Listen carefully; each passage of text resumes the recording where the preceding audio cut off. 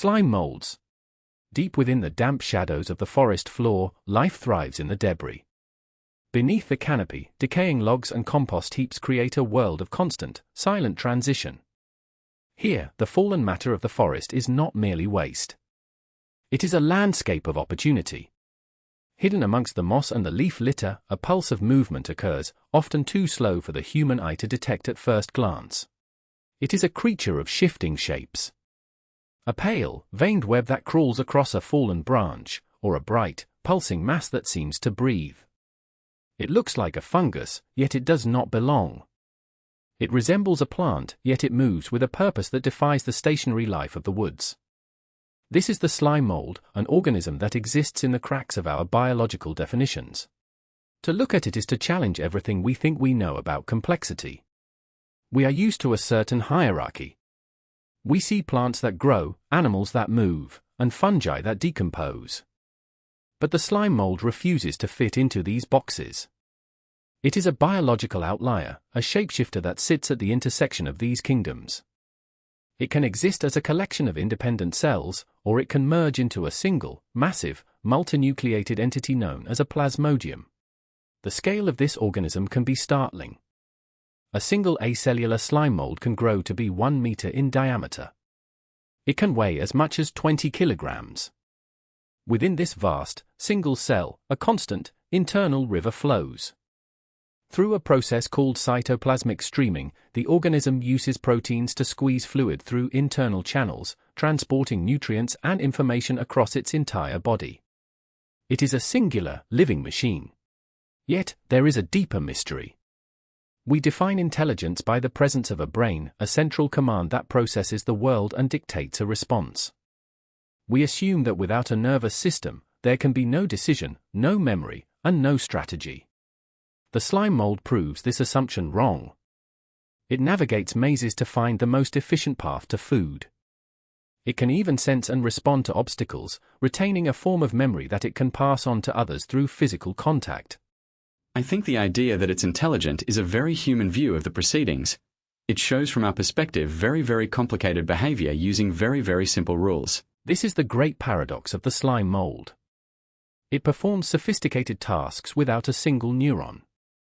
It solves the problems of survival through a distributed, decentralized logic. By watching how this simple life form makes its decisions, we may find the keys to understanding the very nature of intelligence itself. One or many, the great divide. To look at a slime mold is to witness a biological paradox. They do not fit neatly into the kingdoms of life we use to organize the world. They are not plants, nor animals, nor fungi. Instead, they represent two distinct evolutionary paths, a fundamental divide in how life manages the problem of being many. This is the story of the cellular and the acellular. Consider the cellular slime mold. At first, it exists as a collection of solitary, independent cells. Each cell is a distinct individual, moving through the soil on its own terms. But when food becomes scarce, a chemical signal triggers a transformation. These individuals begin to aggregate, grouping together to form a single, multicellular body. Even in this unified state, the cells retain their individual identities. They are a collection of many, working as one, yet remaining fundamentally separate. Then, there is the acellular slime mold, a vastly different strategy. Here, the distinction between individual and group vanishes entirely. Through a process of fusion, many cells merge their membranes, becoming a single, massive, giant cell. It is a singular entity containing millions of nuclei, all contained within one continuous cytoplasm. It is a biological titan, a single cell that defies the scale of normal life. The scale of these acellular plasmodia is staggering. They can spread across a forest floor, reaching 1 meter in diameter. They are not mere films of slime. They are heavy, substantial organisms that can weigh as much as 20 kilograms. It is a massive, pulsing landscape of biological machinery, moving with a purpose that seems to mock its lack of a brain. How does such a giant move? It does so through cytoplasmic streaming. Inside the plasmodium, the fluid is in constant, directed motion. Specialized proteins act like microscopic pumps, squeezing the cytoplasm through internal channels. This rhythmic, coordinated flow allows the organism to navigate its environment, transporting nutrients and information across its vast, singular body. It is a continuous, flowing engine of life. This movement is not random. It is a highly regulated, mechanical dance that allows a single cell to act with the coordination of a complex organism. The brainless navigator. We often define intelligence by the presence of a brain. We look for neurons, synapses, and a central command center. It is a human-centric metric. But biology offers a different perspective. To a biologist, intelligence might simply be the ability to solve a problem or adapt to a changing environment.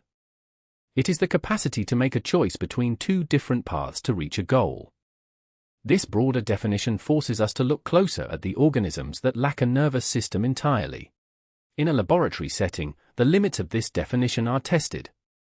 Scientists place a plasmodium in a complex maze.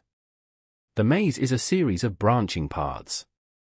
At the end of the correct path lies a source of nutrients. There is no brain to guide the organism. There are no eyes to see the exit. Yet, the slime mold finds its way. It navigates the spatial complexity with a precision that rivals much more complex animals. This is not magic. It is the result of distributed thinking. The organism operates through a set of simple biological rules that lead to emergent behavior. As the slime mold grows, it uses cytoplasmic streaming to move material through internal channels. It senses chemical gradients in its environment. When it finds food, it reinforces that path. When it finds a dead end, it retreats. The intelligence is not in one cell, but in the collective movement of the whole mass. The information gained from these paths can even be shared. In a remarkable experiment, a naive slime mold is placed next to one that has already navigated a maze. Through physical contact, the first organism can learn from the second. It acquires a memory of the obstacles and the successful routes without ever having encountered them itself. It is a transfer of biological data through touch. This capability challenges our understanding of what it means to be a thinker. If a single cell can solve a puzzle, we must reconsider the necessity of a central nervous system for complex decision-making. The social contract. In the quiet darkness of a forest floor, a crisis is unfolding. Thousands of individual amoebae, living as solitary hunters, find themselves starving. They are no longer content to act for themselves. To survive, they must become something else.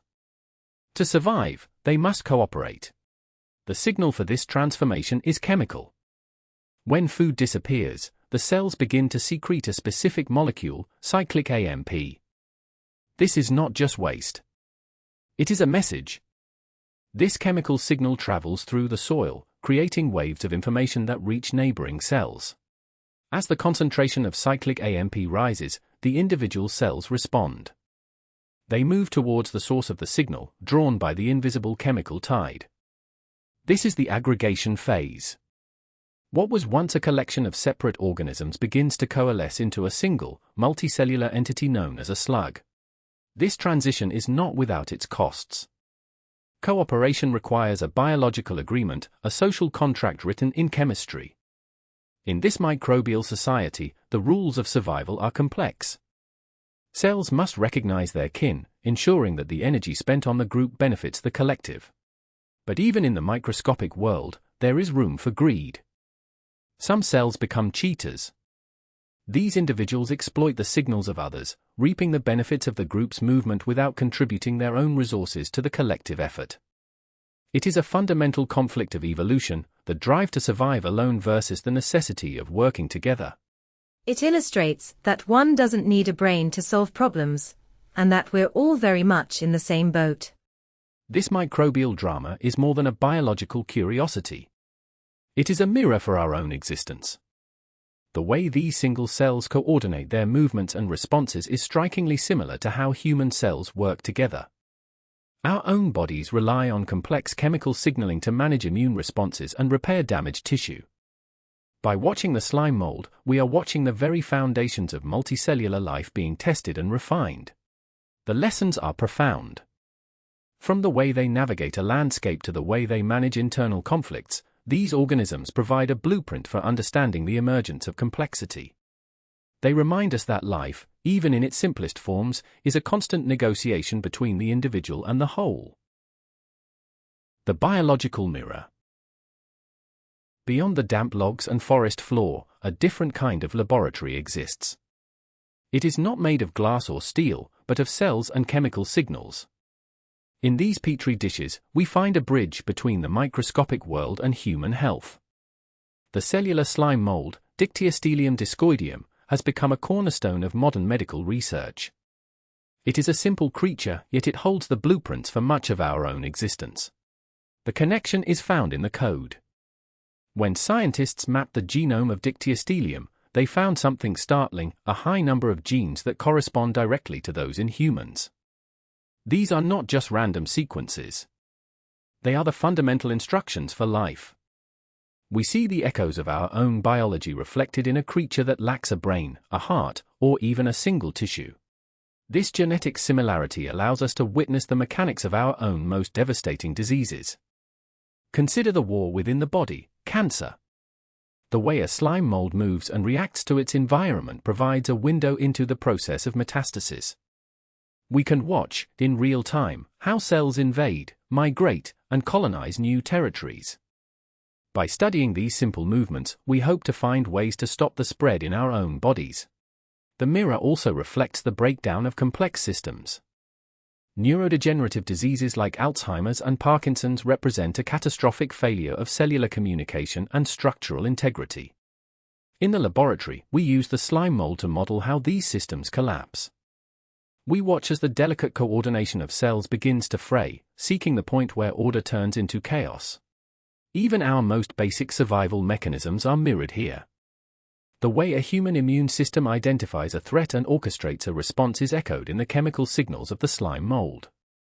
When a wound occurs, the cellular dance of healing begins.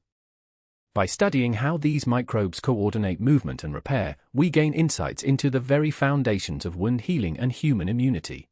It illustrates that one doesn't need a brain to solve problems, and that we're all very much in the same boat. The limits of life. We often associate complexity with a certain kind of architecture. We look for eyes, limbs, or a central nervous system. We look for a command center. But the slime mold suggests a different path. It has succeeded for millions of years by doing something quite different. It has used simplicity to achieve profound success. This is not the complexity of a machine, but the complexity of a pattern. It is a life form that thrives by following a very small set of local rules that result in massive, coordinated movement. In the human body, we are used to the idea of top-down control. The brain sends a signal, and the muscle responds. But as we look closer at the very beginning of life, that model begins to shift. When an embryo develops, it is not just a blueprint being executed by a central authority. There is a deep reliance on self-organization and adaptation to the environment. The cells must sense where their neighbors are. They must respond to local chemical gradients to find their place. The slime mold is a masterclass in this process. It proves that you can build something sophisticated without a leader. The more we look at how embryos develop, there's so much more which is about self-organization and adaptation to the environment. This realization forces a shift in how we view our own biology. We are not just a collection of parts controlled by a single CPU. We are a vast, coordinated colony of cells that have learned to speak a common language. When we study how slime molds use chemical signals like cyclic AMP to coordinate their movements, we are looking at the very foundations of our own existence. It is a reminder that we are all very much in the same boat. The gap between the microscopic blob and the human being is not a void. It is a continuous spectrum of biological logic. The slime mold is more than a biological curiosity. It is a blueprint. By understanding how it navigates mazes or manages its internal resources, we gain a lens through which to view our own most complex failures.